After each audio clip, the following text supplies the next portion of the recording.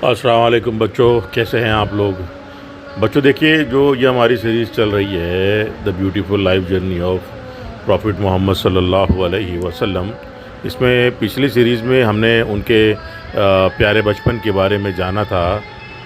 اب انشاءاللہ اس سیریز میں ہم جانیں گے نبی کریم صلی اللہ علیہ وسلم کو جو صبر اپنے بچپن میں کرنا پڑا، جو امتحان سے وہ گزرے ہیں، بچپن کی جو مشکلات انہوں نے فیس کری ہے، اس بارے میں انشاءاللہ ہم لوگ جانیں گے۔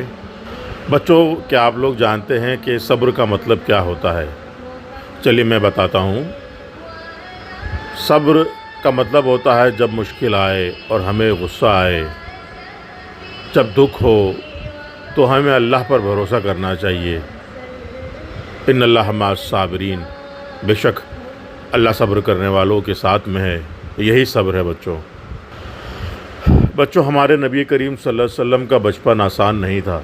جب وہ چھوٹے تھے تو ان کے والد یعنی فادر عبداللہ ان کی پیدائش سے پہلے ہی اس دنیا سے چلے گئے تھے، اور جب وہ 6 سال کی ہوئی تو ان کی والدہ آمینہ بھی اس دنیا سے رخصت ہو گئیں۔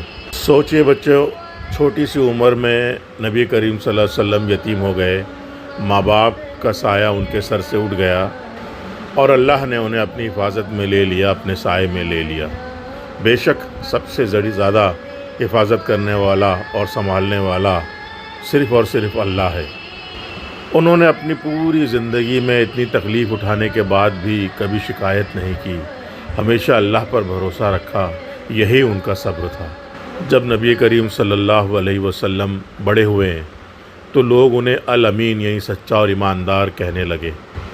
انہوں نے ہمیشہ سچ بولا، لوگوں کی مدد کی، اور کبھی کسی کو دکھ نہیں دیا۔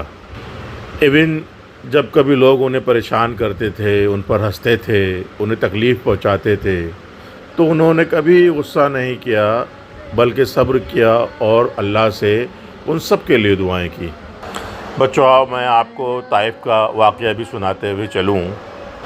ایک دن نبی کریم صلی اللہ علیہ وسلم طائف گئے لوگوں کو اللہ کا پیغام دینے کے لیے، پر لوگوں نے وہاں پر ان پر پتھر برسائے، ان کو تکلیف پہنچائی، ان کا جسم مبارک لہو سے لہو لہان ہو گیا، ان کے جسم سے خون بہہ رہا تھا۔ ایسے وقت پر کوئی بھی غصہ ہو سکتا تھا، لیکن ہمارے نبی کریم صلی اللہ علیہ وسلم نے کیا کیا؟ انہوں نے بد دعا نہیں بلکہ ان کے حق میں دعائیں کی، اور کہا اے اللہ ان کو ہدایت دے، کیونکہ یہ جنتی ہے، انشاءاللہ ایک دن یہ میری امت میں سے ہوں گے۔ سبحان اللہ، یہ ہوتا ہے اصلی صبر اور رحمت۔ بچوں، اس سے ہمیں کیا سیکھ ملتی ہے؟ جب کوئی ہمیں تنگ کرے تو ہمیں غصہ نہیں کرنا ہے، جب مشکل آئے تو ہمیں صرف اللہ پر بھروسہ رکھنا ہے، ہمیشہ سچ بولنا ہے اور اچھا بننے کی کوشش کرنی ہے۔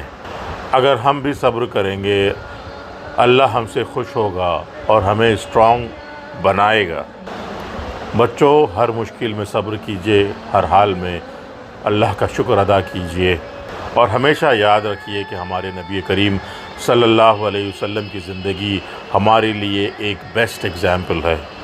اگلے ایپیسوڈ میں ہم جانیں گے کہ لوگ نبی کریم صلی اللہ علیہ وسلم کو اس زمانے میں الامین کیوں کہتے تھے۔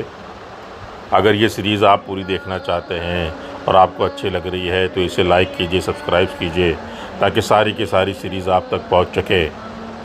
اپنا بہت زیادہ خیال کیجئے، اور دعا کی درخواست ہے۔